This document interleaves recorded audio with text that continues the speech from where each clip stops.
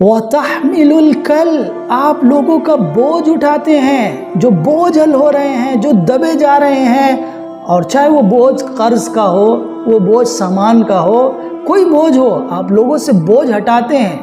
یہ ایک بہترین آپ کی عادت اور خصوصیت اور اخلاقی صفت کو حضرت خدیجہ نے بتایا ہے کہ آپ بوجھ اٹھاتے ہیں، کسی پر بوجھ نہیں بنتے۔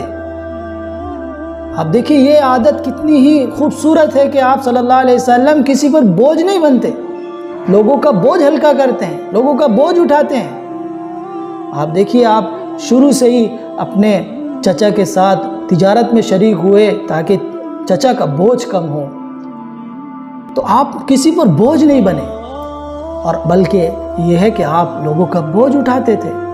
تنگ حال لوگوں پر جو قرض میں مبتلا ہیں، ان پر بوجھ ہے بہت زیادہ، ان کے بوجھ کو آپ اٹھاتے تھے، اپنے اوپر لیتے تھے اور لوگوں کی مدد کرتے تھے۔